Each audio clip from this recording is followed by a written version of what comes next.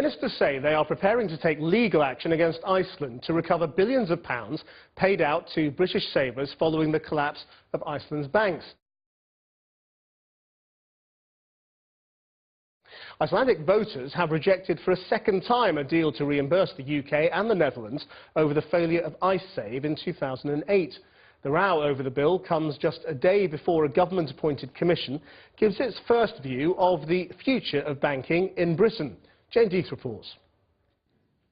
At the second time of asking, Iceland still hasn't warmed to the idea of paying back the £2.3 billion it owes the UK since the collapse of the internet bank IceSave.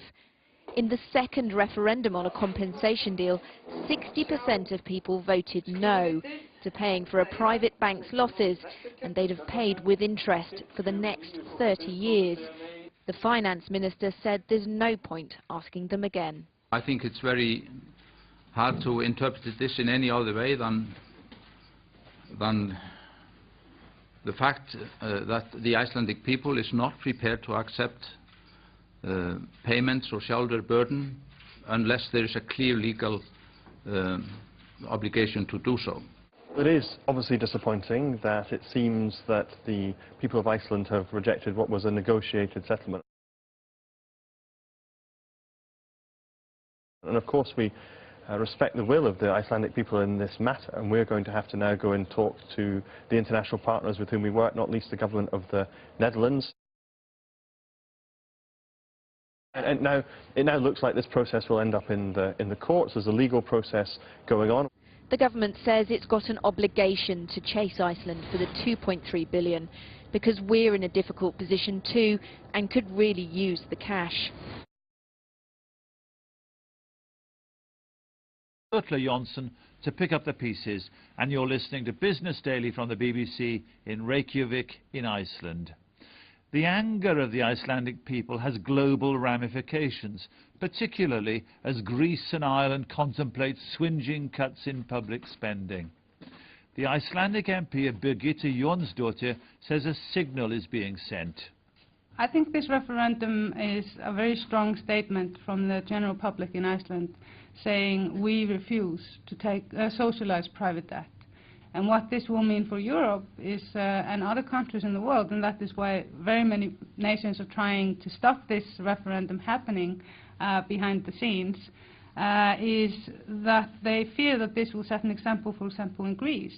Because people are sick of this. They are really sick of having to take on private debt, especially from the banksters. So maybe we will encourage others to do exactly this. And maybe this will encourage the financial sector to stop being such leeches on the general public. You are proposing to renege on debt, renege on loans made to you. Well, loans that we never asked for, and we didn't, like most of people in Iceland had no idea about this deal until we were supposed to fork out for it. There are 317,000 people living in Iceland. There were 300-something thousand accounts, ISAF accounts. Each person in Iceland is responsible for 21,000 euros. Okay, we might not pay it directly, but we will pay it by like 80,000 Icelanders will pay their income tax on only the interest of this loan that we never asked for.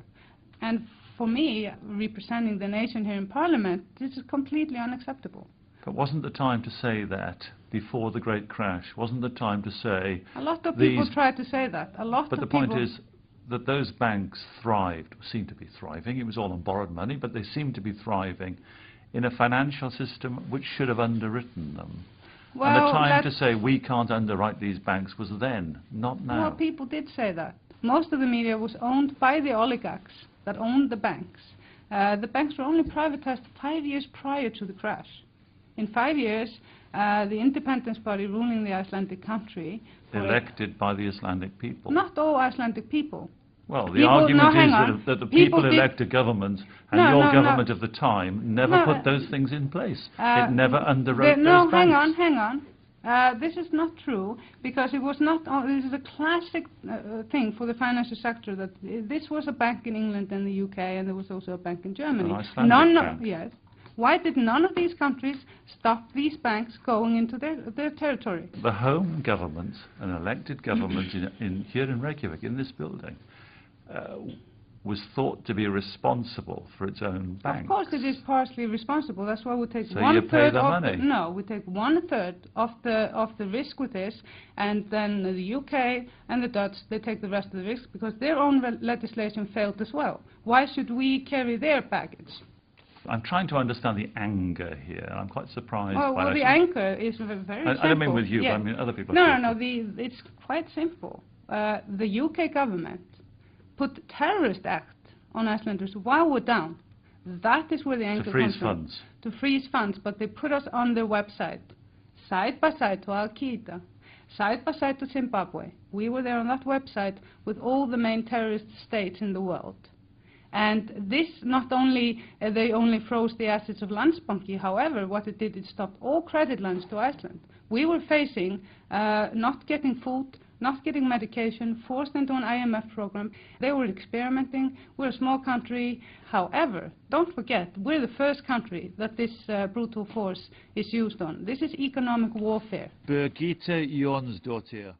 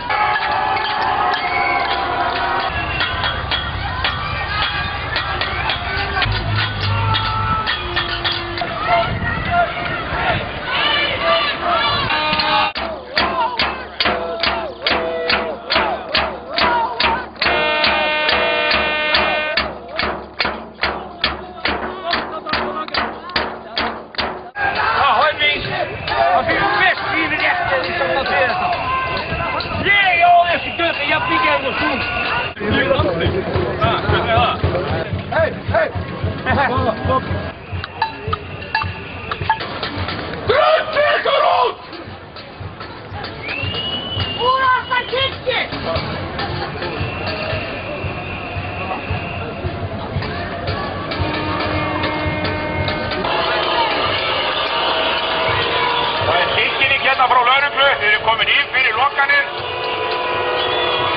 og ef þið komið nær, ef ykkur koma hérna nær, þá lögreglan tilbúin að beita hittorð og táragasi og kylfum með áþarf að halda. Lögreglumenn tilbúin með brúsana.